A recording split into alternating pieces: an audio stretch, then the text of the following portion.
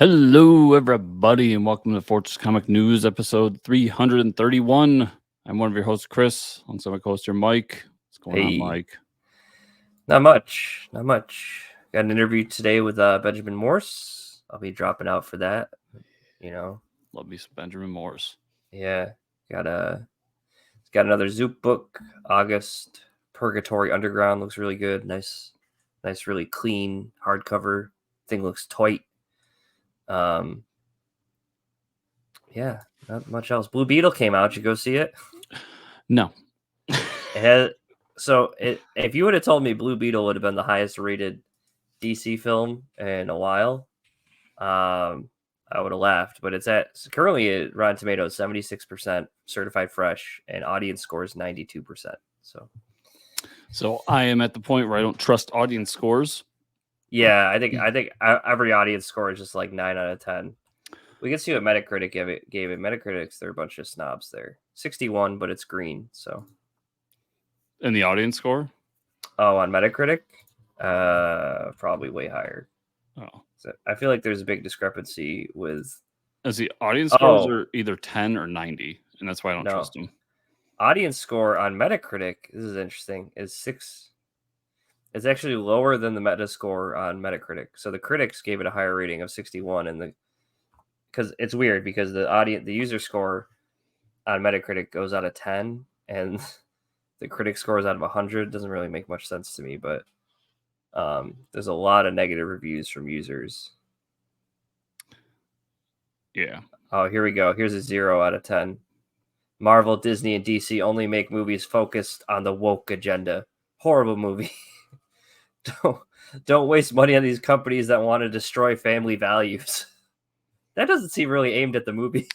I feel like I don't know. I would have to dig, but I feel like they purposely put those up just to raise anger. Oh yeah. So I just don't pay attention to those fucking people. I guarantee you, I don't care who's starring in it or any of that. I just guarantee you it's not a good movie because DC has a bad track record and they deserve to not have my optimism anymore. Like, I have no faith in this movie, and it's a dead movie because I don't care what James Gunn says. He said that Flash was the greatest movie ever made. Yeah. And he's trying to get people through the doors, make some money. Yeah, we will never see this Blue Beetle again.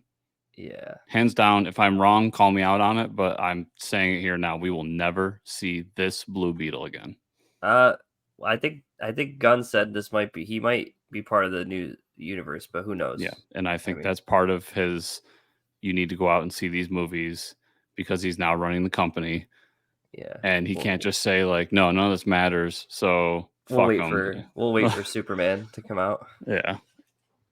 I have, and I mean, you can jump right into that news report story on it, I guess, because it's one of the things in the news. Yeah, we can go. I mean, skipping over the TV, but first, Flash will be streaming on Max August 25th. So, as of today, when you're listening to the podcast, it'll be a couple days, right?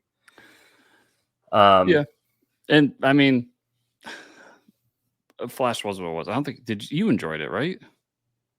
Yeah, I thought it was fun. Yeah, and I thought it was straight trash. So yeah, I mean, we're on both sides of it. You also loved Ant-Man. I thought the dialogue was trash. So I mean, I agree with you. I just think Ant-Man was fun. Where like I think Flash was trying to be serious and just failed on every level, including not spending money where they needed to. Yeah, I mean, for me as a DC fan, there's still fun stuff in there, but I can see where. Yeah, and I think that people who are subscribed to Max and DC fans will probably at least enjoy this movie. To the ones I know enjoyed it. I probably would have rather watched it on Max than go see it in the theater, but I think that does go into my portrayal of it, is that I left my house, which I hate doing, and I went to a theater and spent money, which I hate doing. Yeah, which I don't really do. And then I didn't have a good time. So. Yeah. No, I do like going to the theaters, but like the fact that I spent money like definitely sours it a bit. The Blue Beetle numbers were disappointing. The Friday, Saturday box office numbers were not good.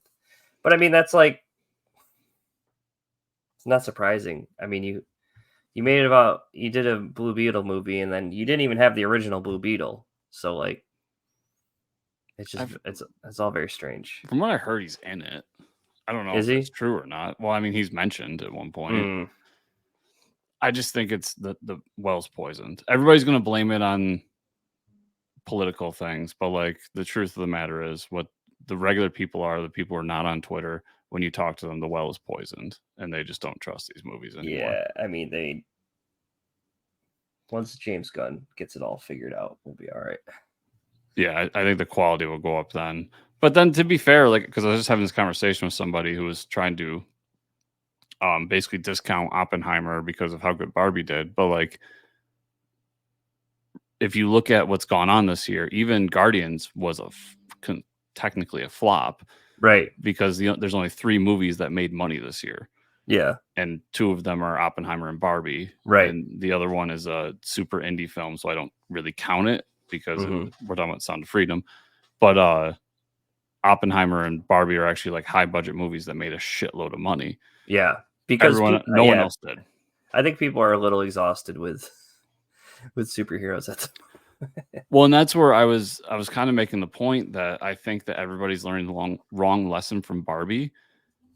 I don't think it's about female empowerment, and I don't think it's about Mattel having its own universe. I think it's about having something different and having a comedy, a high budget comedy on the slate. Have you seen the movie? I have not. You probably want to see it before you talk. From everyone I've talked to, they say it's a comedy. Yeah, it's a comedy, but it is really about. I mean, there's a lot of female empowerment in it. I'm sure there is, but like I honestly think that because I know dudes that are not like not feminist whatsoever that went saw it and be like, it was fun just because it was funny. Yeah, no, like, I think people there's just want comedies on the slate. Yeah, there's a lot of funny parts, but like there is some.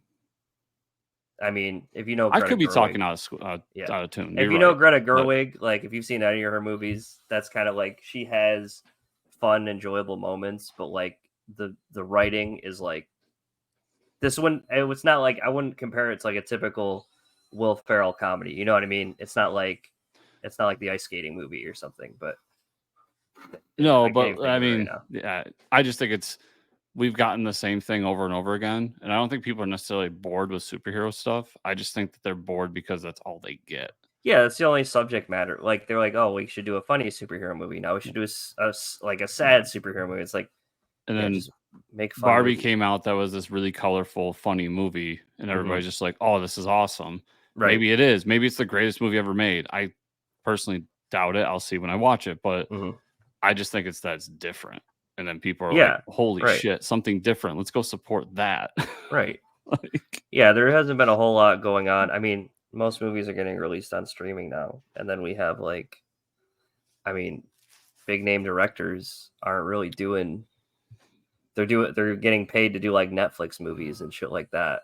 You know, it's, I guess they go where the money is, but yeah, I think, I mean, like, we don't even have comedies. Like, if you look like, I don't know, 5 to 10 years ago, you look at comedies where like you had, I don't even know how old it is, but like Austin Powers, Zoolander, movies like that, like Superbad, all of these movies, like these, like Knocked Up. I feel like we had comedies before and all these like fun movies to go see. And I guess there's that like rated R dog movie coming out, but I have no feelings about that movie at all. So. Yeah, and when I talked about it, like, because I say high budget comedies, yeah, and people immediately go to the Marvel, like, oh, so you want to spend $50 or $500 million on a comedy? I said no. The 2 you just mentioned, Zoolander, $28 million budget, right? Austin Powers, $20 million budget. That's a high budget comedy, right? Those movies are fantastic too. And Barbie, I think, had 120 or 140 $1 million budget. So I mean, inflation's in there a little bit, but they also spent more because of the names. Yeah, but like it is. Like, and it made $1 billion already or something, over $1 billion at the box office. Yeah, and that's like majority American sales, if I was remembering correctly, because it got banned a bunch of places. Yeah, they didn't want to show it in certain places. Yeah, like the American box office will come out when you give them something different. Yeah, right. It's funny though when you don't like. We always thought we needed China for box office numbers and stuff, but like maybe we don't need other parts of the world. Like we can go see movies right here. I think you do for certain movies. I think Fast and Yeah. Furious dies without China. Oh yeah, You yeah. know, I Movies. think Yeah, Marvel dies without China. Like, probably. Yeah, yeah. but yeah, we can still make a lot of good money off these types of movies. So we'll see. Maybe I change that opinion when I see the movie in 5 months when it comes on streaming. Honestly, though, But like if I had an option to go see Blue Beetle or Barbie, I'd probably go. I mean, knowing how good Barbie was, I would go see Barbie again just because, like, I like what the story is going to be for Blue Beetle. Like it, yeah, it's Iron Man 1. yeah, you know what it is. Like I've seen the toys at the store; they're already selling the villain in an action figure. I have no fucking clue who he is. Like I get it. Like, um, yeah, it didn't do well at the box office. Sorry, But DC. there's still, I mean, that's the first weekend. You never Yeah, know. But yeah. it looks like it's another flop. It's said to be doing worse than Shazam 2, Oh which god. is pretty bad. Yeah. I didn't think you can get much worse than that. So Still better than The Flash. yep. Yep. But yeah, it's unfortunate. I mean, at a certain point, because like I do think there's narratives around it that are not correct, and I do think that it's not the people creating this movie's fault. Right. It's part of a poison well, and that's the thing. This could be the best of the bunch, and it's still just part of a poison well, and It's people still won't pay yeah. to go see it. Yeah. So. And that's another one. We'll see. Maybe when it comes to streaming, me and you will come on this and be like, "Damn, Blue Beetle was the greatest movie out of the DC slate." This is so good. What but are we doing? Yeah. Probably. Probably. You want to talk about Star Wars Rebels? I do. So as you're listening to this, Ahsoka has come out. Oh yeah, it comes out Wednesday or today. Sorry. Tuesday night. Tuesday night. Tuesday night. So yesterday, to the people listening to this.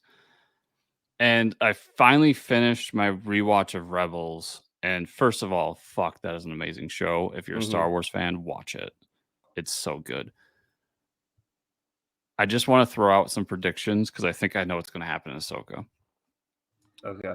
And I had these feelings, but I was trying to remember what happened at the end of Rebels to like really put my thoughts together. But the last spoilers for Rebels, everybody. The last episode of Rebels takes place after Return of the Jedi, where it's basically like this is where they all are now, kind of thing. And it shows Ahsoka and San decide that they have to go find Ezra because Ezra sacrifices himself in the last battle against Thrawn. They don't die, but they both are taken away.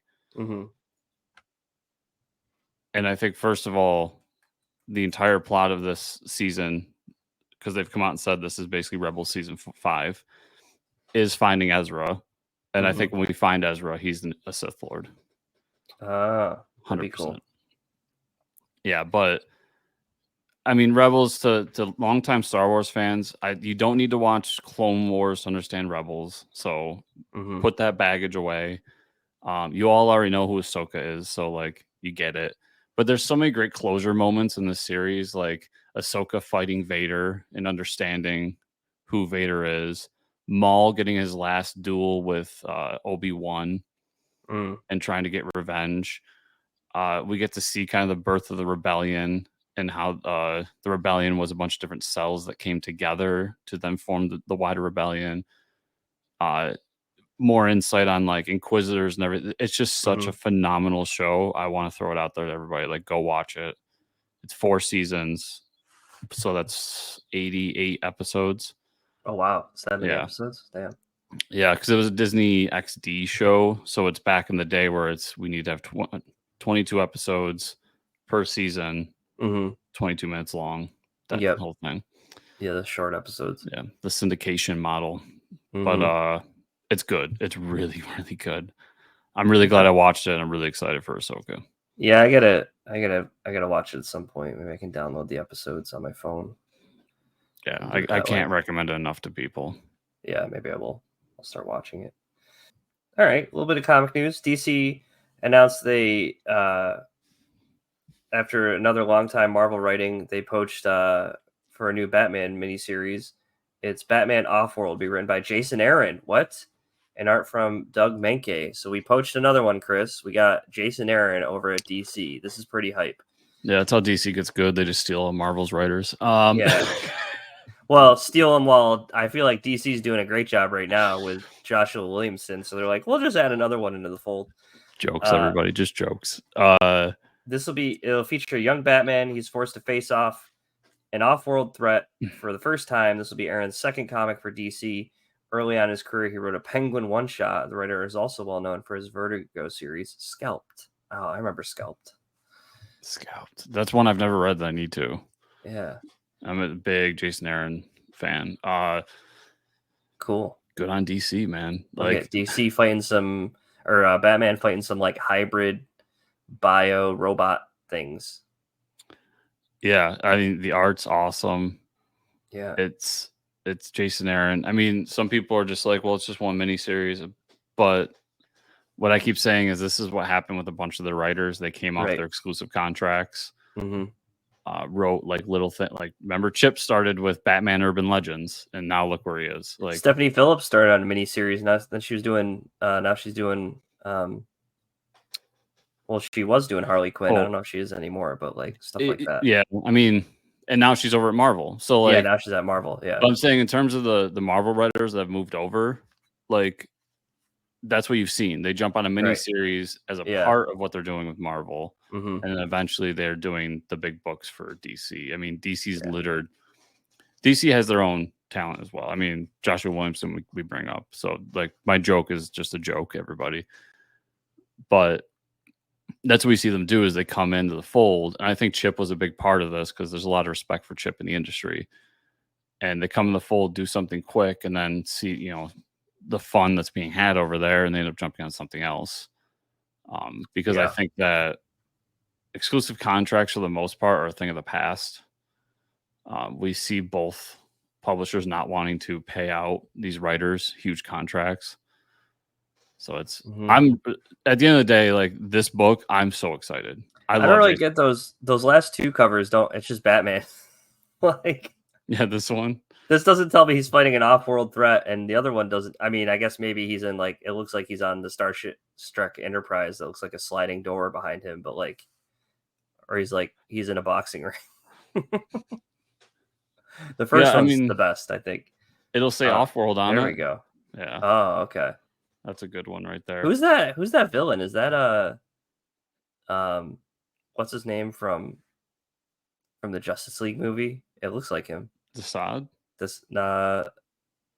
the hell's that? Starfire? I don't know at all who this is. I think it's supposed to be Starfire. Starfire in some weird organic suit.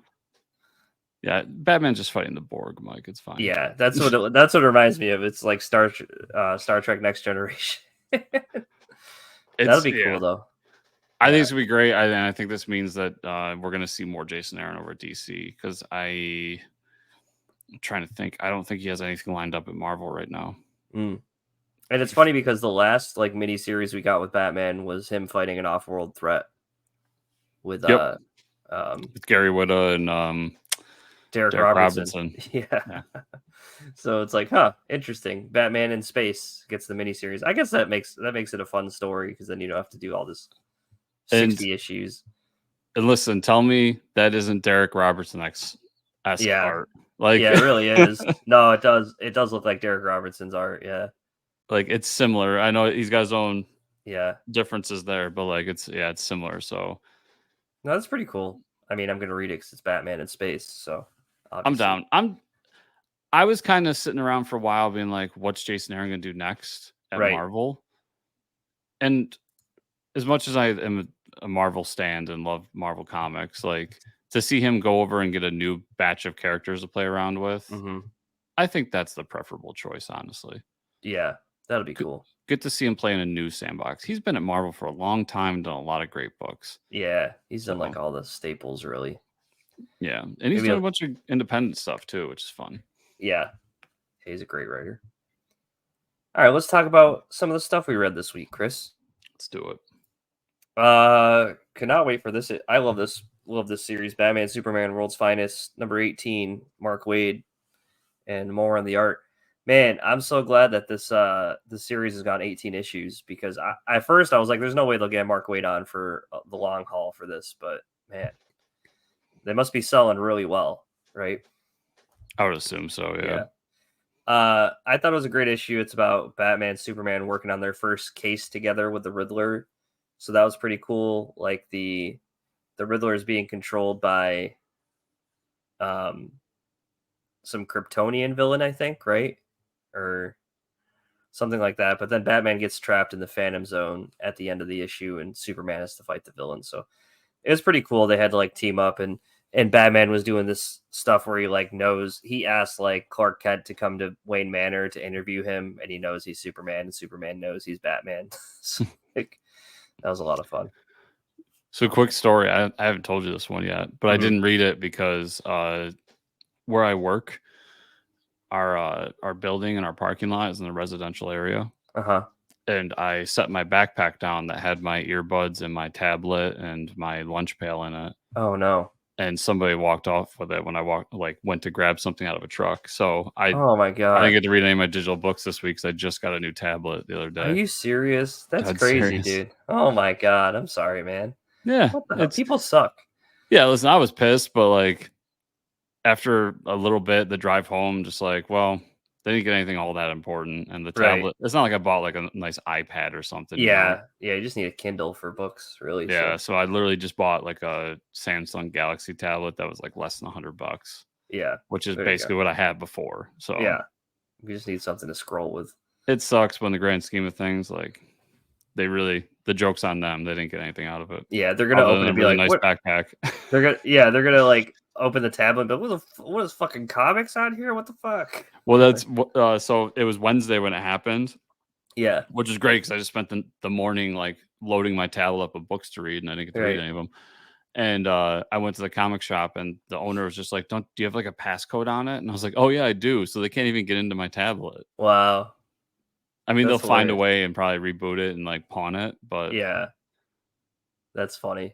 The only thing I felt bad about was there's some review comics on there, but what are the chances that they read comics and know? Yeah, right. They have no idea. But yeah, so I didn't read any digital comics this week. Okay. Point of that story. So Night Terror. So most of the DC stuff, right? Night Terror's #2, Superman #2. Or did you buy that? No, those I pick up physical, Okay. but I didn't get a chance to read it. Williamson, Riley.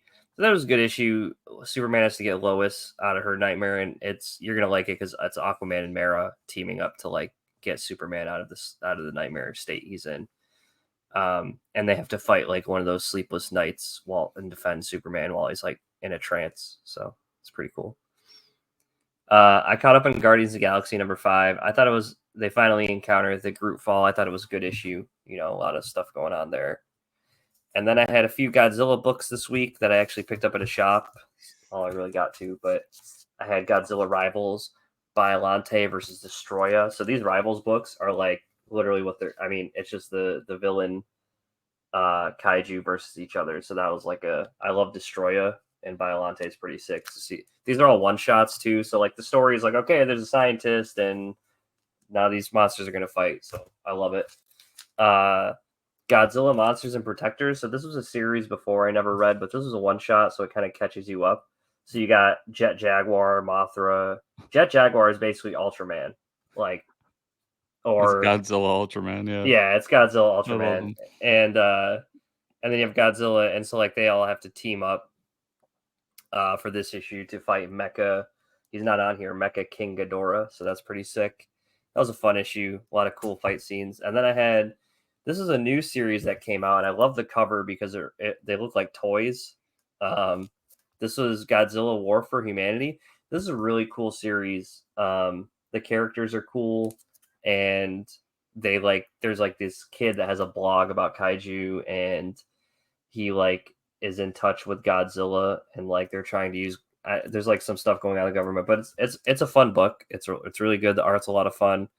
Andrew McLean writes it. Jake Smith does a great job with the art. So yeah, it's awesome to see IDW putting out Godzilla stuff pretty consistently because I'm here for it, especially when there's not a whole lot of continuity involved. You know me, I just like big monsters fighting each other. So the last one I got on my tablet to read. Oh, this one, The War for Humanity. Yeah, it's a good book. Yeah, it's IDW doing some good stuff. But yeah. That's what I had this week. That's all I had. So my first book was Queen of Swords, and Mike, it's woke trash, so you shouldn't read it. Oh, okay. Really? It's the four female characters from Barbaric, as you know from issue 1, and Oh yeah, I forgot about that. there's one of the sisters of the witch is like haunting them, and they're trying to get that orb from them, from her. And so this whole issue is basically the one character just like trying to fight back from her sister, who's like going into her brain, trying to like take her over, and then ends up getting her into this kingdom where the king has decided that I guess the king works for the sister, and he's going to basically enslave her, while the rest of the group is being having like a mind meld where like they're seeing things that they to basically freeze them so they can be killed or taken over and all that. So it's a lot of like psychological, not horror, but psychological like thriller scenes. It's a really good book. It's just there's the one character who is a barbarian, and it's the one we saved from hell in the last miniseries, and she's my favorite because she's a barbarian. Yeah. And that's why I buy the book, because I wanted to see barbarians. But other than that, just the only thing it's missing is like the straight just gore from Barbaric. It's still got some of that humor. We got a talking weapon in this. It's a sword instead of an axe. Yeah, it's a skeleton, right, from the last series. It's the sword that the vampire dude was carrying around. Yeah, but the guy, I think it's like this skeleton demon, like got trapped in it on his way out of the portal. Right. That was like the comic book science behind it. And what's fun about him is instead of like the axe that's bloodthirsty and wants to kill everyone, this one's just like, so what? Like he's almost pacifistic, or he's like, why do we have to do it? And then he does it, and he's like, oh, that's why. This is awesome. That's pretty cool. So yeah, that's a really good book. Void Rivals #3, the Kirkman Transformers quote unquote book. So they get off the ship with this giant. So I end up finding out that all the aliens in here are from Transformers. So now I'm just pissing off Transformers fans because I have no clue what's going on. But I'm really loving it. Yeah. But we get a bunch of alien encounters. We get like the bounty hunter alien who we saw in the last issue.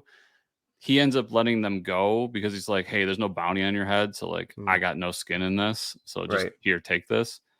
But along their way, they let this other one go, and he tells them like, I'll let you go, but like he's worth a lot of money, so he ain't going anywhere. And as a matter of fact, like your makeshift ship has this thing on it that's really like worth a lot of money, and you just want to get a ship to go home. I'll give you this ship that runs if you just leave me the trash that you came here in. They're like, okay, that's cool. So they go home, and at the last second, there's one of them betrays the other. Of course. Because of course that was it's going to happen, right? Yeah. Avengers #4 is a lot of punchy, which is great. So there's those 4 like alien demon things. Okay. That think they're gods, and the Avengers are spread out trying to fight them all, and that's essentially the moral of this book. Lots of punching. Yes, love it. It's good stuff. Batman Inc. #11 was from last week, and that was it was really good. It's not necessarily. I think there's one more issue in the Joker Incorporated story arc, but it ends in a way where basically there's 2 sides to Batman Inc. now. One that's just like, fuck it, let's kill these Jokers, and one that's like, if we do this, we're no longer Batman. Right. And so it's them warring against each other at this moment, and it ends with one of them kind of taking things in his own hands, and it looks like he crossed that line, but I'm sure he didn't, because that's not how comics work. Right. Of course not. And then Miles Morales Spider-Man #9 was a great issue. It's Miles fighting Hobgoblin, and them trying to figure out like why Hobgoblin's so overpowered right now, and it has something to do with the Beyond Corporation. And so it's him and Starling fighting the villain, and then kind of going their separate ways at the end. But Miles finding out that like, shit, there's this corporation's doing something, and it's empowering villains. Interesting. And then for everyone reading Superman out there, this was random. This also came out last week, but I didn't get to it till this week. Superman Annual came out. Oh yeah, I forgot it was an annual. And nothing to do with Night Terrors. So that was it was kind of nice to an extent. But it sets up the next story arc for Superman. And we get it kind of from Lois and Jimmy's point of view, where Lois is trying to run the Daily Planet. And so she sends all the different reporters out to do different stories and does, the classic, hey, you're a sports writer. You're going to go do the gossip column today to get you out of your funk, that kind of thing.